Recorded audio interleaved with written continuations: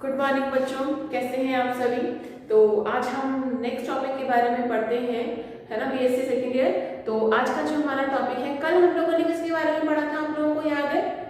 जी बिल्कुल, आप लोग पढ़ाई करते हैं, आपको बहुत अच्छे से याद होगा। जो हमने कल डिस्कशन किया था वो किया था हम लोगों ने परमिएबिलिटी के बारे में, और जो हम आज पढ़ने वाले हैं उस टॉपिक का नाम है हमारा इम्बाइबेशन, यानी कि अंतः शोषण। बेटा अंतः शोषण क्या होता है? अच्छा एक बात बताओ, तुमने कभी ऐसा किया है कि एक किशमिश ली हो और उसको पानी में रखा हो और किशमिश जो है वो फूल गई हो, है ना, तो वो क्या कहलाएगा? इम्बाइबेशन, यानी कि अंतः शोषण कहलाएगा। या फिर कभी भी अगर आपने ऐसा किया हुआ हो कि रात को आपने क्या काम किया कि एक छोटा सा गिलास लिया, है ना, और इस गिलास में आपने पानी रखा और क्या डाल दिए? सीड डाल दिए, यानी कि बीज डाल दिए। ठीक है, रात को आपने छोटे छोटे से बीज डाले और सुबह के टाइम पे अगर आपने उठ के देखा तो वो क्या हो गए? वो फूल गए। ठीक है, वो प्रोसेस जहां पे कोई भी लिक्विड जो है, चाहे वो वाटर हो, चाहे वो पानी हो, या कोई और चीज जो है पानी के अलावा कोई और लिक्विड हो, और वो लिक्विड किसी भी कोशिका के अंदर की तरफ जा रहा है, तो उस चीज को हम क्या बोलते हैं? इम्बाइबेशन, यानी कि इसको हम अंतः शोषण भी बोलते हैं। ठीक है, चलिए, तो अगर हम बात करें कि कोई भी ऐसा सब्सटेंस अगर हम बात कर रहे हैं कि जो कि कोई भी ऐसा एक लिक्विड जिसको अंदर सोखा जा रहा है, उसको हम बोलते हैं इम्बाइबेंट। ठीक है, इम्बाइबेंट का मतलब क्या हुआ कि वो एक अंतः शोषण कारी का जो एक पर्टिकुलरली अगर हम बात करें कि जो अंतः शोषक है वो कौन है, वो तो हुआ एक इम्बाइबेंट हुआ। और इम्बाइबेंट का मतलब क्या हुआ? कोई भी एक लिक्विड है जिसको अंदर की तरफ लिया जा रहा है। कौन ले रहा है? कोई भी एक लिविंग सेल ले रही है, या फिर वो डेड भी हो सकती है, कोई बहुत बड़ी चीज नहीं है। अच्छा एक बात बताओ, एक नॉर्मल सी चीज, चला हम डिटेल में नहीं जाते हैं, हम छोटी सी बात यहाँ पे बात करते हैं कि हमने क्या काम किया, एक लकड़ी ले ली, ठीक है, और लकड़ी को रख दिया हमने कहाँ पे? लकड़ी को रख दिया हमने एक ऐसी जगह के ऊपर जहाँ पे रोज पानी गिर रहा है, या फिर बारिशों के दिन है और पानी जो है वो रेगुलरली उसमें गिरता जा रहा है, तो आप लोग देखोगे कि लकड़ी जो होती है वो थोड़ी फूल जाती है। और भी कुछ नहीं तो कभी आपने देखा हो कि जब बारिशें होती हैं तो हमारे जो घरों के दरवाजे होते हैं वो टाइट हो जाते हैं, उनको हमको बंद करने में कई बार दिक्कतें आती हैं, या फिर कुछ दरवाजे ऐसे होते हैं जो कि बंद ही रहते हैं और उनको खोलने में दिक्कत आती है। तो ऐसा क्यों हुआ? क्योंकि उस टाइम पे मॉइस्चर, यानी कि जो आर्द्रता है हमारे चारों ओर की, वो बहुत ज्यादा होती है। कब? जब भी बारिशें होती हैं, कि नमी जो है वो बहुत ज्यादा है, और इस नमी के ज्यादा होने की वजह से क्या हो रहा है बेटा कि वो चीजों को अवशोषित कर लेते हैं, सोख लेते हैं। ठीक है, और इसी चीज को हमने क्या नाम दिया? इम्बाइबेशन नाम दिया।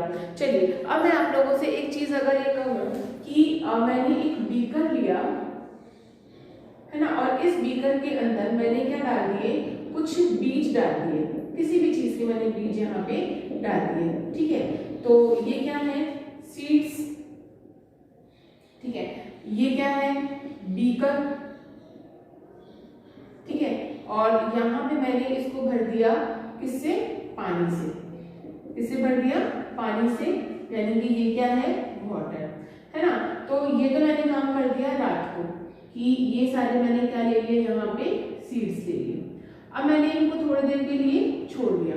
अब आप देखोगे इसके अंदर कुछ टाइम के बाद, यानी कि रात को छोड़ा और सुबह में उठ के क्या देख रही हूँ कि सुबह ये सारे के सारे जो है ये स्वेलो अप हो चुके हैं, यानी कि फूल चुके हैं, और हमें पानी का नामो निशान नजर नहीं आ रहा। आई रिपीट, ये सारे क्या हो गए? इस तरह से फूल गए हैं, एक के ऊपर एक रखे हुए हैं। मैंने यहाँ पे गैप दे रखा है क्योंकि मुझे थोड़ा सा जल्दी है। तो जल्दी इसका मतलब ये नहीं हुआ कि मुझे इसको फिल करने की जल्दी है, मतलब मुझे आपको पढ़ाने की जल्दी है, होता है कुछ काम ऐसा होता है ना। चलिए, तो यहाँ पे आपने देखा होगा कि ये जो सारे सीड्स जो हैं, ये जो सारे बीज जो हैं, ये क्या हो चुके हैं? फूल चुके हैं, स्वेलो अप हो चुके हैं। समझ में आ रही है बात? तो ये वाली चीज जो है, इसी चीज को हम क्या बोल रहे हैं? इम्बाइबेशन बोल रहे हैं। इम्बाइबेशन यानी कि अंतः शोषण। और अंतः शोषण जो होता है वो किसकी वजह से हो रहा है? वो होता है अगर किसकी वजह से होता है मैं भी आपको बताती हूँ।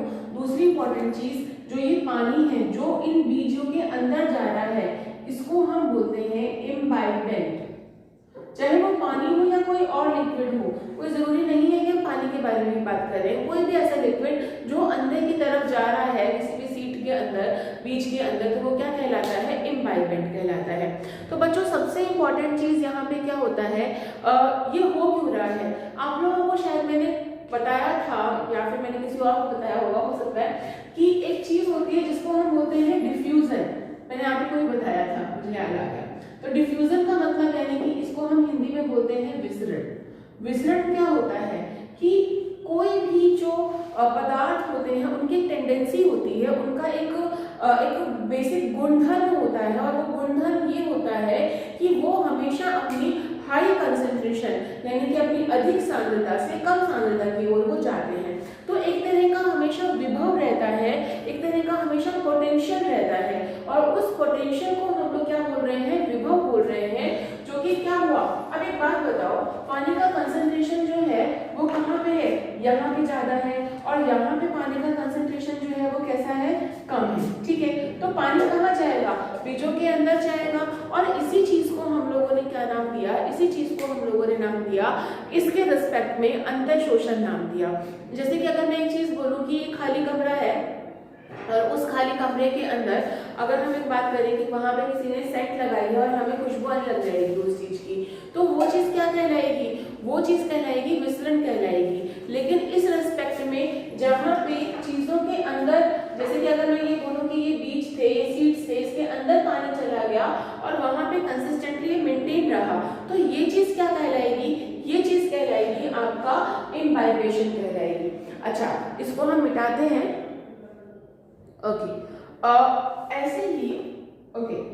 ऐसे ही अगर हम बात करें कि अगर हम लकड़ी को पानी के अंदर छोड़ दें, क्या करें हम, लकड़ी को पानी के अंदर अगर हम छोड़ दें तो क्या हो जाएगा, लकड़ी को पानी में छोड़ने के बाद वो थोड़ी सी फूल जाएगी। ठीक है, क्यों फूल जाएगी, आप मेरी बात समझना। जितनी भी पादप कोशिकाएं होती हैं, मान लो ये एक कोशिका है, ये कौन सी सेल है, प्लांट सेल यानी कि पादप कोशिका। आप लोगों को पता होना चाहिए कि पादप सेल, पादप कोशिका यानी कि प्लांट सेल्स जो होती हैं, इनके अंदर सबसे इंपॉर्टेंट चीज होती है इनकी कोशिका भित्ति। क्या होती है, कोशिका भित्ति।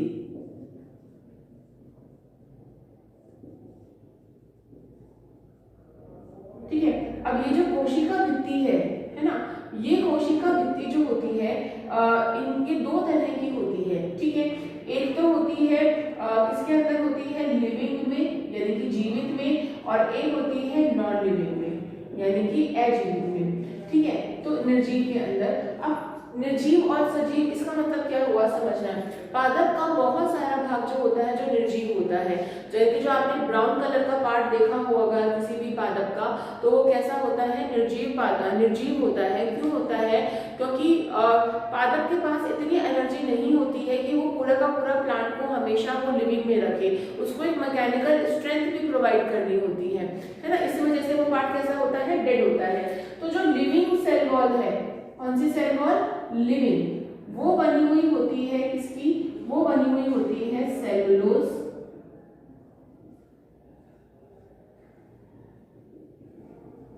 और पैक्टिन की।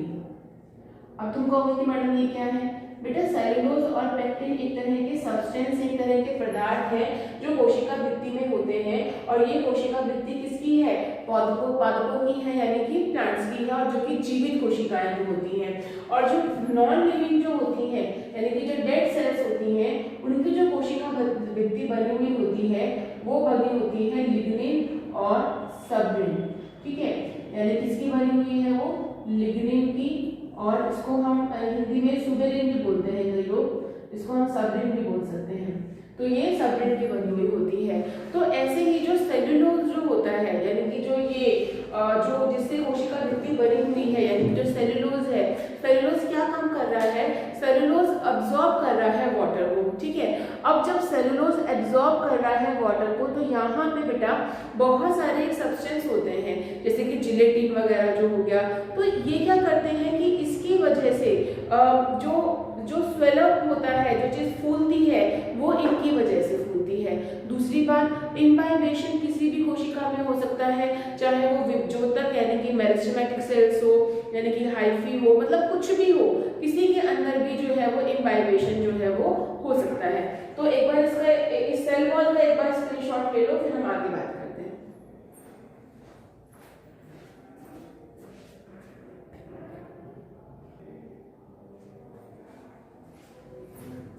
तो बच्चों आप लोगों ने इसका स्क्रीनशॉट ले लिया होगा। अब एक चीज और मैं आप लोगों को बताना चाह रही थी कि एक बात बताओ कि अगर कोई चीज जो स्वेल अप हो गई है, ठीक है, यानी कि जो कि फूल गई है, उसके अंदर एक तरह का अगर हम बात करें कि एक उसका प्रेशर बढ़ जाएगा, तो उसी प्रेशर को हम जल विभव यानी कि वाटर पोटेंशियल बोलते हैं। क्या बोलते हैं? जल विभव यानी कि वाटर पोटेंशियल बोलते हैं। अब बेटा दूसरी बात दोबारा बोल रही हूँ कि जैसे कि अगर हम बात करें, मैंने किशमिश को पानी के अंदर डाल दिया तो वो फूल जाती है, तो वो फूल गई, तो उस टेंडेंसी को यानी कि जो उस विभव, एक पोटेंशियल जनरेट होता है, एक विभव जनरेट होता है, जिसको हम केमिकल पोटेंशियल यानी कि रासायनिक विभव या फिर इसको हम जल विभव भी बोल सकते हैं। चलिए अब हम बात करते हैं कि इसके होने से चेंजेस क्या क्या होते हैं, क्या क्या इसके अंदर चेंजेस आते हैं। चलिए तो पहला आता है भार में परिवर्तन।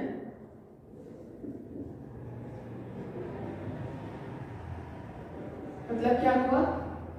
चेंज इन वॉल्यूम, ठीक है।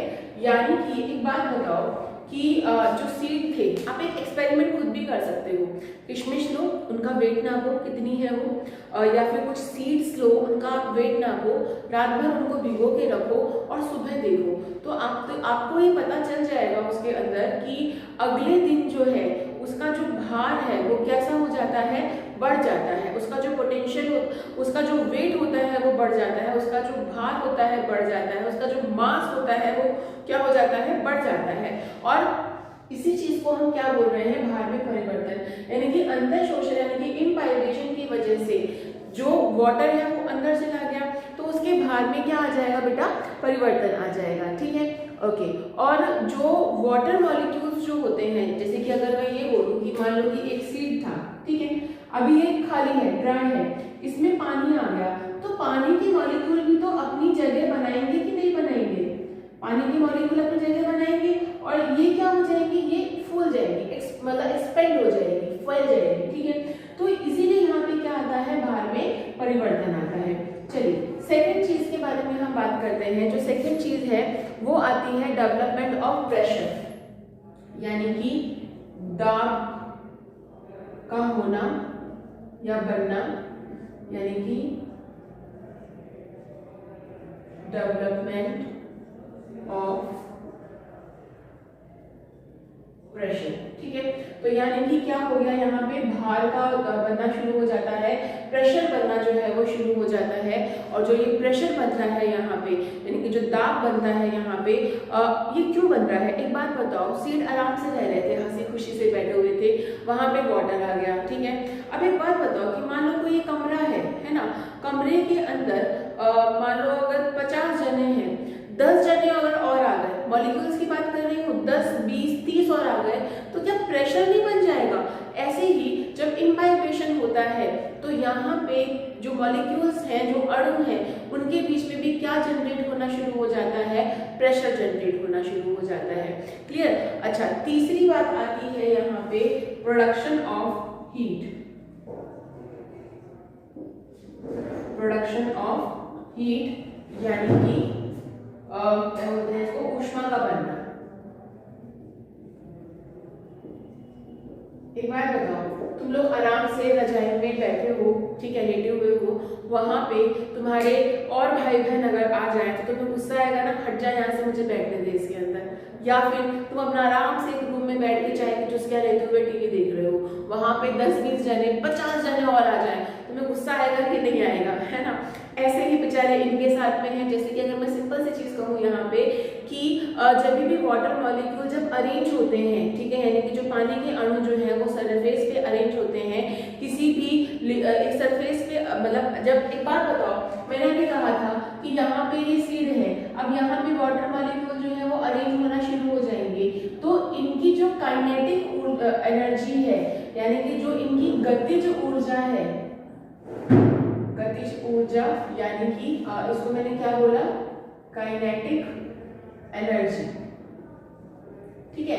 यानी कि जो इसकी गतिज ऊर्जा है वो क्या हो जाएगी, बढ़ जाएगी। यानी कि जब इसकी गतिज ऊर्जा बढ़ जाएगी, काइनेटिक एनर्जी जब इसकी बढ़ जाएगी, तो इसके बढ़ने की वजह से क्या होगा, मॉलिक्यूल के अंदर दाब बढ़ जाएगा, बहुत ज्यादा प्रेशर बढ़ जाएगा, ठीक है।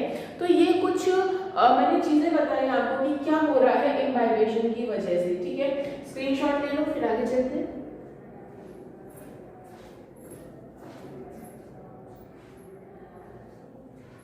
ओके, तो स्क्रीनशॉट आप लोगों ने ले लिया होगा। नेक्स्ट हम बात करते हैं यहाँ पे कि इसकी इंपॉर्टेंस क्या है, यानी कि इसका महत्व क्या है।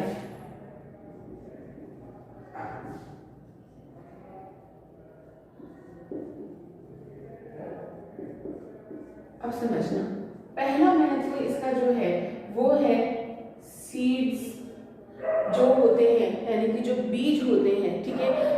जो बीज का जो अंकुरण होता है, यानी कि सीड जर्मिनेशन, यानी कि बीजों का अंकुरण।